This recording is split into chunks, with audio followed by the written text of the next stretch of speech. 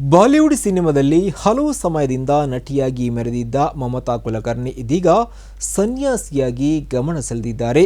90ರ ದಶಕದಲ್ಲಿ ಬಾಲಿವುಡ್ ಸಿನಿಮಾದಲ್ಲಿ ದೊಡ್ಡ ಮಟ್ಟದಲ್ಲಿ ಕಾಣಿಸಿಕೊಂಡಿದ್ದ ಮಮತಾ ಕುಲಕರ್ಣಿ ಇದೀಗ ಕುಂಭಮೇಳದಲ್ಲಿ ಸನ್ಯಾಸಿಯಾಗುವ ವಿಧಿವಿಧಾನಗಳನ್ನು ಪೂರೈಸಿದ್ದಾರೆ.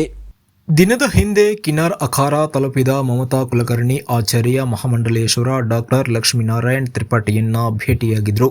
ಬಳಿಕ ಮಹಾಮಂಡಲೇಶ್ವರ ಆಗಿ ಅಧಿಕೃತವಾಗಿ ಘೋಷಣೆಯಾಗುವುದರ ಜೊತೆ ಇವರು ಸನ್ಯಾಸಿ ಜೀವನವನ್ನು ಪ್ರಾರಂಭಿಸಿದ್ದಾರೆ. ಈ ಮೂಲಕ ಮಮತಾ ಕುಲಕರ್ಣಿ ಎಂಬ ಹೆಸರಿನ ಬದಲು ಶ್ರೀ ಯಮಹಾ ಮಮತಾ ನಂದಿಗಿರಿ ಎಂಬ ಹೆಸರಿನ ಜೊತೆ ಅವರನ್ನು ಗುರುತಿಸಿಕೊಳ್ಳಲಿದ್ದಾರೆ.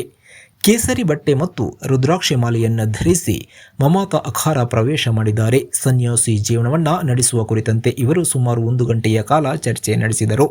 ಅಮೀರ್ ಖಾನ್, ಸಲ್ಮಾನ್ ಖಾನ್, ಶಾರುಖ್ ಖಾನ್ ಮುಂತಾದ ನಟರ ಜೊತೆ ನಟಿಸಿದ ಹೆಗ್ಗಳಿಕೆ ಇವರದ್ದು. 1992ರಲ್ಲಿ ಬಿಡುಗಡೆಯಾದ ತಿರಂಗ ಎಂಬ ಸಿನಿಮಾ ಜೊತೆ ಇವರು ಚಿತ್ರರಂಗಕ್ಕೆ ಕಾಲಿಟ್ಟರು.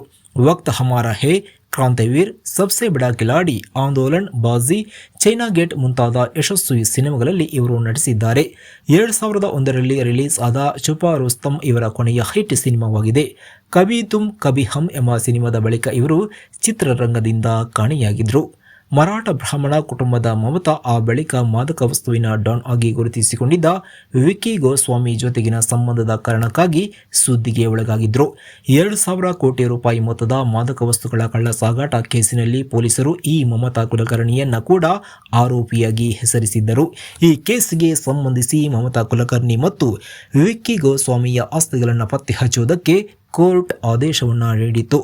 ಇದೇ ವೇಳೆ ತಾನು ಸನ್ಯಾಸಿಯಾಗುವ ನಿರ್ಧಾರವನ್ನು 2000ನೇ ಇಸವಿಯಲ್ಲಿ ತೆಗೆದುಕೊಂಡಿರುವುದಾಗಿ ಮಮತಾ ಕುಲಕರ್ಣಿ ಇವರು ಪತ್ರಕರ್ತರ ಜೊತೆ ಹೇಳಿದ್ದಾರೆ.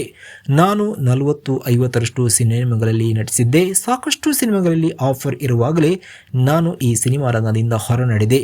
ಬೇರೆ ಯಾವುದಾದರೂ ಸಮಸ್ಯೆಯ ಕಾರಣದಿಂದಾಗಿ ನಾನು ಸಿನಿಮಾ ರಂಗವನ್ನು ತೊರೆದದ್ದಲ್ಲ ಅಥವಾ ಸನ್ಯಾಸಿಯಾಗುವುದಕ್ಕೆ ನಿರ್ಧಾರ ಮಾಡಿದ್ದಲ್ಲ. ದೇವನ ಅನುಗ್ರಹವನ್ನು ಆಗ್ರಹಿಸಿಯೇ ನಾನು ಈ ಮಾರ್ಗವನ್ನು ಆಯ್ಕೆ ಮಾಡಿಕೊಂಡಿದ್ದೀನಿ ಎಂದು 52 ವರ್ಷದ ಮಮತಾ ಕುಲಕರ್ಣಿ ಹೇಳಿದ್ದಾರೆ.